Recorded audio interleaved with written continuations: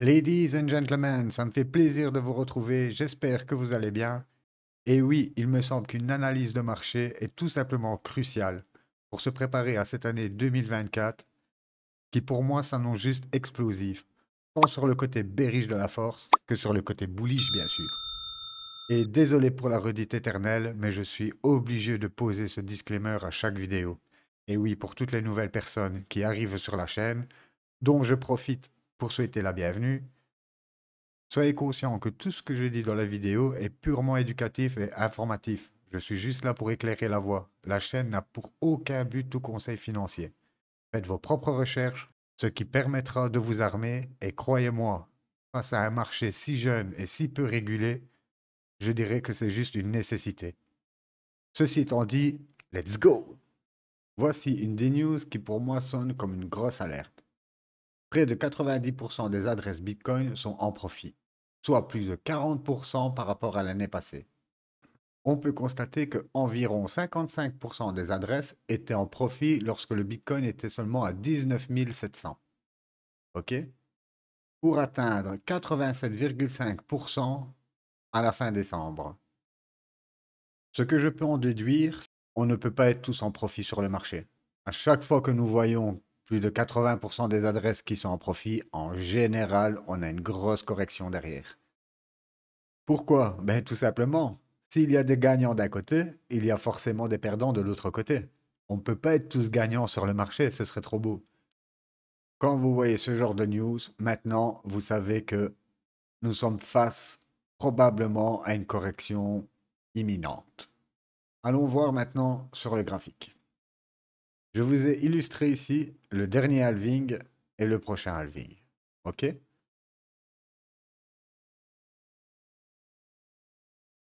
Nous sommes exactement à 77 jours qui nous séparent du halving.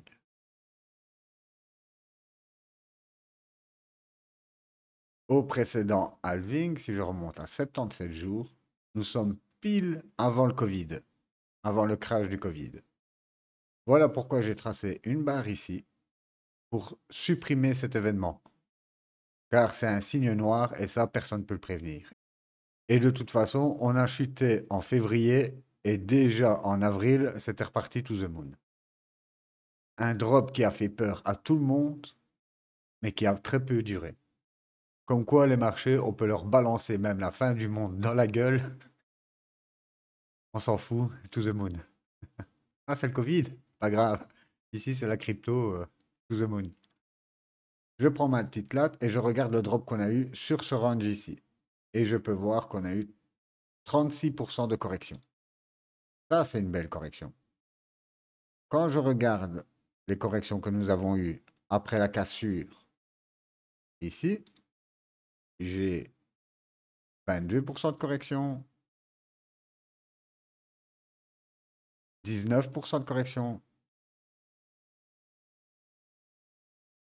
21% de correction, et la dernière correction, on a drop à 21%. Juste pour vous dire que c'est peanuts. 20% en crypto, c'est rien du tout. Par contre, un petit rappel, quand le Bitcoin chute de 30%, vos altes derrière, elles, c'est au minimum 60%. OK? Deux plages de temps que j'aimerais aussi comparaître et vous montrer, ce sont les périodes d'accumulation. Au dernier drop final, en 2019, nous avons eu 168 jours d'accumulation. Après le crash d'FTX, jusqu'à la remontée, nous avons eu 70 jours d'accumulation. Et le marché a tout simplement laissé tout le monde sur le quai et est parti to the moon. Et de façon parabolique depuis l'annonce des ETF Bitcoin. Et quand nous avons une ascension parabolique, généralement, quand vous tendez un élastique, à la seconde où vous allez le relâcher, il va juste vous éclater entre les doigts. Faisons l'exercice d'un drop plus conséquent. Je pars de ma ligne d'aujourd'hui et je vois mes moyennes mobiles qui se baladent ici. Nous sommes à 29% de drop. Et les 29% nous ramènent, comme par hasard, sur le haut de ce range. pourrait très bien venir ici, trouver de l'appui pour ensuite repartir. Ça, ce serait dans le cas de figure où on drop maintenant. On peut aussi avoir un autre cas de figure, pourquoi pas aller chercher de l'excès, même jusqu'après le halving. Ok, le marché va presser en avance le halving. On peut faire un excès à 51 000, 52 000 dollars, aller gratter juste des petites liquidités qui se trouvent ici. Surtout pas aller plus haut, car on voit très bien que plus haut, je n'ai plus de limite. Le prix n'a pas été travaillé ici. Comme je vous ai déjà dit dans des précédentes vidéos, quand on a un grand corps de bougie comme ça, il demande juste à être travaillé. Donc, si jamais on dépasse ce niveau de ce range ici, dès que nous allons casser, comme nous n'avons plus de prix, comme nous n'avons plus aucune limite, ben, on peut tout simplement aller rechercher l'ancien top. Voilà le cas de figure auquel on doit se préparer aussi.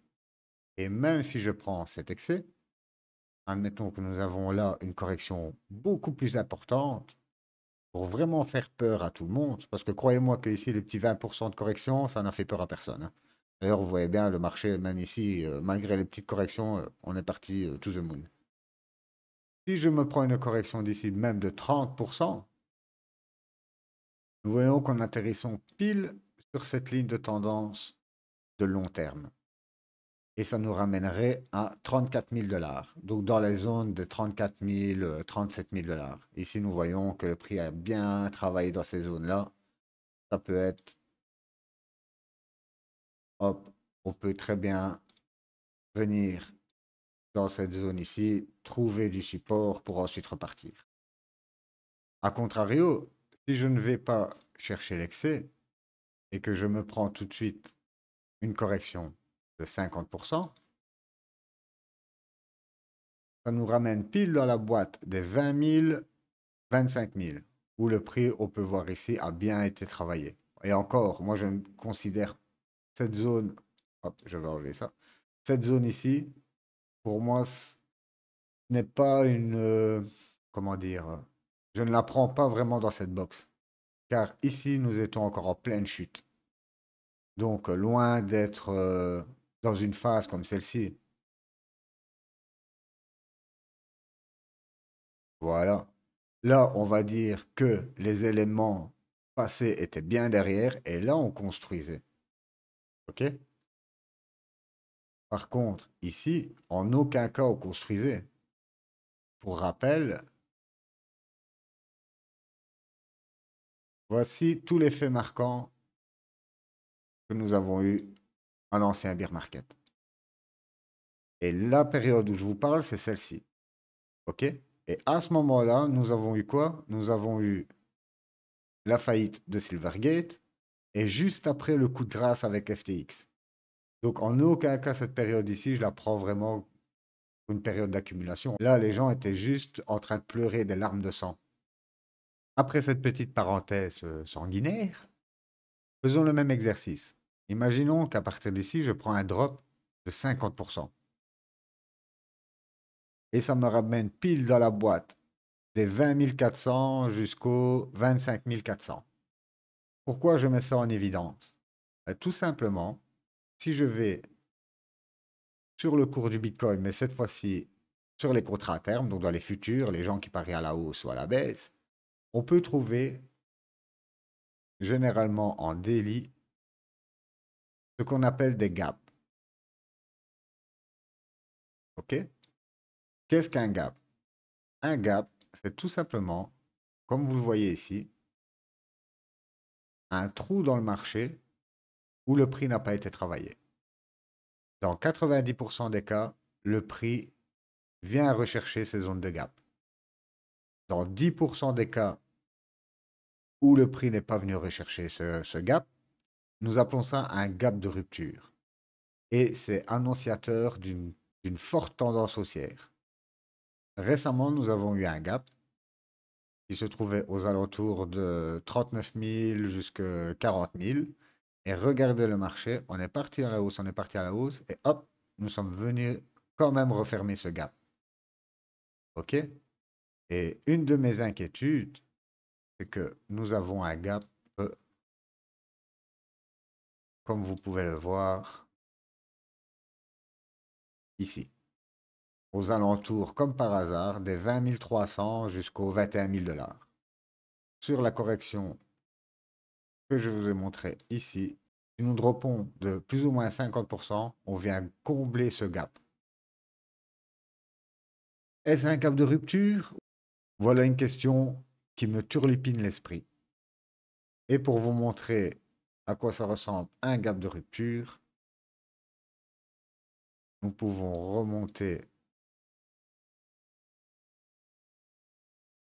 au précédent boule où tout le monde mettait en évidence ce gap. Voilà. Ici, nous avons un minuscule petit gap autour des 9 700 dollars. OK? Qui n'a jamais été comblé. Et regardez, quand un gap comme ça n'est pas comblé, voilà, on assiste à grosse tendance haussière. C'est le seul gap qui n'a pas été comblé dans l'histoire du Bitcoin. Peut-être un jour on y reviendra. Mais si on y revient, c'est que c'est fini. La crypto, c'est fini. Tout ça pour vous dire que à court terme, bien sûr, nous ne sommes pas à l'abri d'une correction. Et plus nous avançons, plus cette correction se rapproche. Par contre, à long terme, comme vous pouvez le voir sur ma trend de long terme, il n'y a pas de souci, c'est bullish. À long terme, c'est bullish. Mais à court terme, on peut avoir très bien des grosses corrections juste pour faire flipper tout le monde. Les mains faibles vont commencer à vendre, on va les sortir du marché, ils vont être dégoûtés, et surtout quand ils vont voir et surtout quand ils verront que ça repart à la hausse, ils rachèteront plus haut, tout simplement. Le marché, son seul objectif, c'est d'aller chercher la liquidité et de piéger un maximum de personnes. Voilà pourquoi 90% des traders sont juste perdants. Et les 10% qui restent, ça ne fait pas partie de notre sphère. Est-ce que ce drop doit nous faire peur? Pas du tout. Est-ce que je vais commencer à vendre mes cryptos maintenant? Pas du tout. Pourquoi? Car le marché pourrait tout simplement prendre tout le monde à revers, commencer à travailler ici et repartir to the moon. Voilà pourquoi je ne prends aucun profit. Petite précision, et si vous n'avez pas checké ma vidéo Comment vendre en crypto, un petit conseil, allez la voir, c'est juste une pépite, où vous trouverez toutes mes stratégies de vente. Et honnêtement, si vous ne connaissez pas ces stratégies de vente, vous allez droit au moins 80% sur votre wallet. Ça, c'est clair et net. Car honnêtement, le marché a surpris pas mal de gens. Pour vous dire, sur mon portefeuille, il me reste encore 30% en stablecoin, qui attendent impatiemment à rentrer sur le marché. Car comme vous le savez, de la liquidité qui dort, c'est de la liquidité qui ne rapporte rien. Je vais vous raconter une petite histoire là-dessus et vous allez comprendre pourquoi c'est si important pour l'argent de circuler. Vous avez une coiffeuse qui va tout simplement chez son boucher acheter pour 10 euros de viande. Vous avez le boucher qui part chez le maraîcher pour aller chercher 10 euros de légumes. Et le maraîcher, à son tour, se rend chez la coiffeuse pour une coupe de cheveux à 10 euros. Avec les mêmes 10 euros, vous avez fait 3 transactions. Voilà pourquoi l'argent qui dort, c'est de l'argent qui ne rapporte pas. Maintenant que cette petite parenthèse est finie, continuons. Donc moi, si je vois une belle correction de déjà 30%, honnêtement, je rentre 15% de mes stablecoins. Si on me donne un peu plus, je rentre le reste. Et si on repart à la hausse, tant pis, je rentre le reste. Pourquoi? Nous sommes... Je ne sais pas si vous vous rendez compte, je vais dézoomer, que même à ce niveau ici, nous sommes très tôt sur le marché. OK? Ce niveau ici représente plus ou moins, on va dire, allez, cette grosse poussée que nous avons eue ici, l'extrême que nous avons eu. Nous sommes partis de 4002 pour arriver aux 14000. OK? Donc on a eu un gros excès ici. Et depuis cet excès, si je reprends ma latte, et depuis cet excès, on peut voir que derrière, il est encore poussé presque à 400%. Faisons maintenant le même exercice de pensée en repartant d'ici. Imaginons poussé, on va dire, on avait 400%. Petite précision, de halving en halving, les amplitudes à la hausse ou à la baisse ont tendance à s'écraser. Pourquoi? Comme je l'ai déjà expliqué dans des précédentes vidéos, le Bitcoin est de plus en plus capitalisé. OK? Par ce fait, il est très difficile de faire bouger le prix à la hausse ou à la baisse. Plus c'est capitalisé, plus c'est dur à le faire monter ou à le faire descendre. Voilà, juste pour la petite précision. Donc, je pars d'aujourd'hui, je monte plus ou moins de 400%. Allez, on va pas être gourmand, on va faire 350%. On va descendre, ils vont me monter. Non, il va falloir réduire un max pour aller chercher mes 350%. Voilà. Les 350%, ok, c'est simple, ça nous arrive quasi à une target de 200 000. Attention, hein, je ne dis pas que le Bitcoin va aller à 200 000, mais voilà, à partir d'aujourd'hui, si on prenait 350% à la hausse, on aurait un Bitcoin à 191 000 euros. Exactement. Tout ça, c'est pas pour vous mettre, bien sûr, des étoiles dans les yeux et tout ça, tout ça. C'est juste pour vous dire qu'on est très tôt sur le marché, donc pas de panique. On est très tôt, même si on se prend une correction de 30%, que vous avez investi aujourd'hui, que demain votre toilette il fait moins 30%. On s'en fout. Ce n'est que le début, on s'en fout. C'est pour ça qu'il faut être solide en crypto. Il faut être prêt à avoir votre portefeuille saigné. Si vous n'êtes pas prêt à ça, croyez-moi, arrêtez tout de suite la crypto. C'est pas fait pour vous alors. Si au soir vous allez vous coucher en mode oh j'ai pris moins 20%, oh, j'ai pris moins 30%, et vous allez vous bouffer la vie, arrêtez tout de suite. Voilà pour cette autre parenthèse un peu brutale, mais indispensable. N'oubliez pas, nous ce sont les altcoins qui nous intéressent. Ok? Autant si le Bitcoin drop, bien sûr, les altcoins vont souffrir plus. A contrario, si le Bitcoin part à la hausse, ben, les altcoins vont partir par la suite plus violemment à la hausse. OK? On part sur un 350% sur le Bitcoin, mais c'est minuscule par rapport au microcap. Voilà pourquoi je n'investis pas dans le Bitcoin ni dans l'Ether. Mais bon, ça, c'est un autre débat. Je vais même vous partager une news qu'on appelle une news masquée. OK?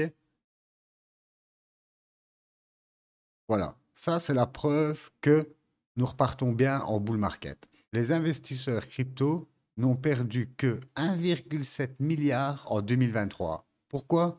Pour tous les projets scam de merde. Voilà, tous les projets qui sont prêts à vous vider votre toilette, ou vous allez investir dans le projet, ils vont se barrer avec la caisse. Voilà, le marché crypto est en train de recréer de l'intérêt. Et la meilleure façon où on peut voir ça, ben, c'est en voyant tous les requins venir pour en profiter.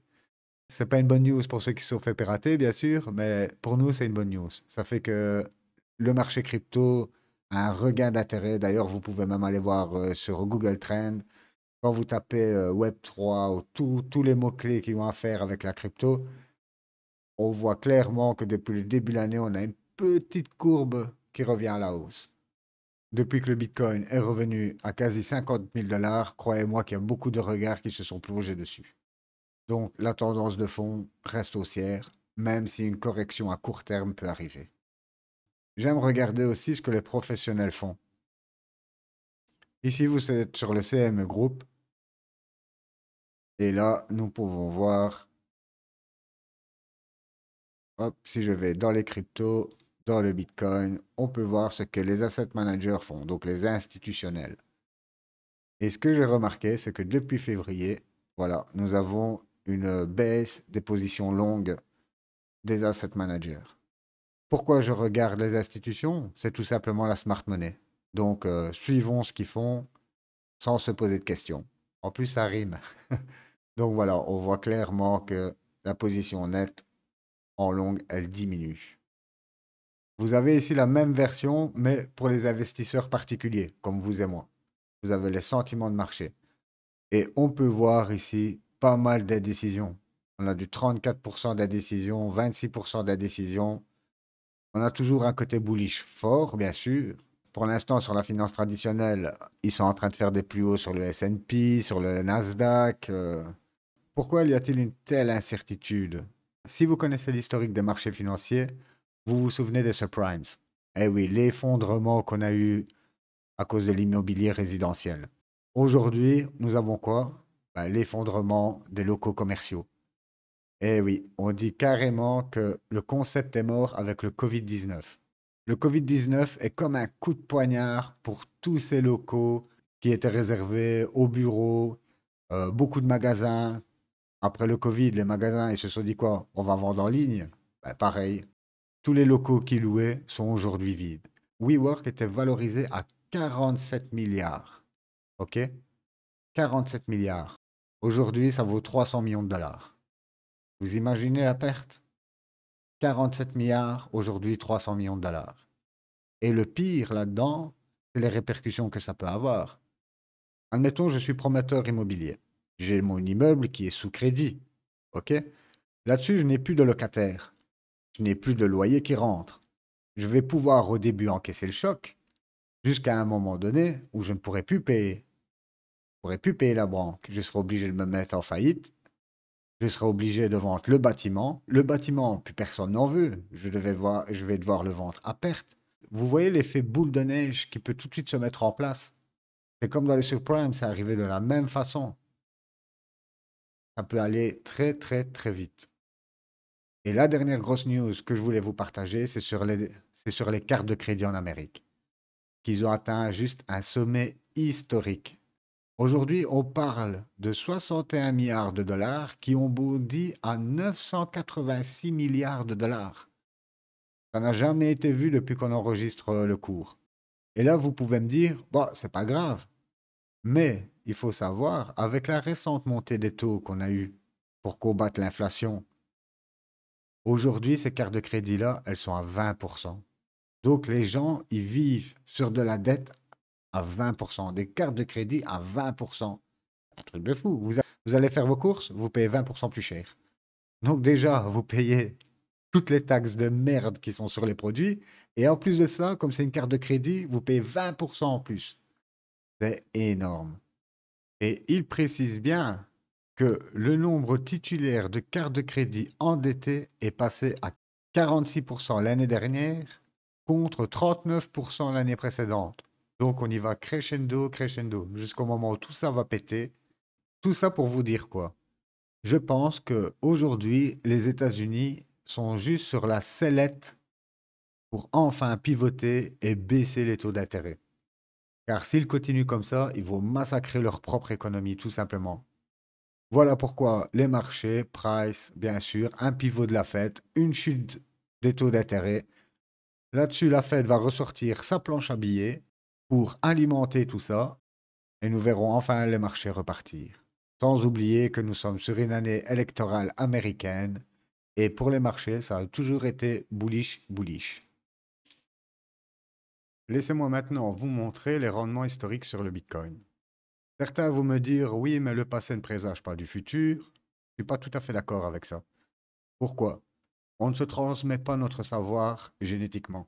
Ok? Quand on vient au monde, tout le monde fait de l'apprentissage. Tout le monde fait inlassablement les mêmes conneries. C'est simple, poser des questions à un adolescent, il pense tout savoir. Jusqu'au moment où il fait ses boulettes et qu'il se rend compte qu'en fait, il ne sait rien du tout. Et le pire dans les marchés, c'est que les personnes qui ont ce savoir, généralement, sont en fin de carrière et sont remplacées par des nouveaux qui n'ont pas encore cette maturité, ce savoir. Donc oui, ils vont refaire les mêmes boulettes. Et c'est pour ça que sur les marchés traditionnels, là où on a un plus long historique, généralement, c'est toujours la même musique qui revient. On voit bien ici le mois de janvier plutôt mitigé. C'est exactement ce qu'on a eu ce janvier. D'ailleurs, vous pouvez regarder 62%. Par contre, le mois de février est bullish. C'est un mois historiquement qui est très très bullish. Voilà pourquoi je me pose la question, est-ce qu'on va pas aller chercher un excès vers les 56 000, 55 000? Et après, la grosse claque en mars. Comme vous voyez, mars, c'est pas le mois joyeux, joyeux. C'est toutes ces données que je vous présente ici qui me font vraiment penser à une correction à venir. Après, comme je vous l'ai dit tout à l'heure, pas de quoi paniquer, hein. Si on a une bonne correction, ça sera le moment de recharger tout simplement. Et la dernière donnée que je voulais vous présenter, Ce sont les liquidations sur levier. Donc, je vous explique. Ici, vous avez tout simplement les gens qui parient à la hausse et à la baisse. Et là, nous voyons toutes ces lignes. Ce sont tous des stop-loss. OK? Donc, toutes des zones de liquidité. Et le prix, comme je vous ai expliqué, il adore aller chercher la liquidité. On est d'accord? Plus les traits sont jaunes, plus il y a de la liquidité. Regardez, on est monté, on a été gratter la liquidité, on est redescendu. Et comme il y avait pas mal de liquidités à venir chercher, vous voyez ici 1,48 milliard de liquidités quand on était là. Le marché, il a fait quoi? Boum, il est monté pour aller rincer toutes ces liquidités ici. On a fait une grosse mèche dans le bas. Pourquoi? Car avec une impulsion comme ça, beaucoup de gens ici sont rentrés en longue. Et le marché, il a fait quoi? Il les a tous liquidés pour aller chercher encore ces niveaux jaunes que vous voyez ici.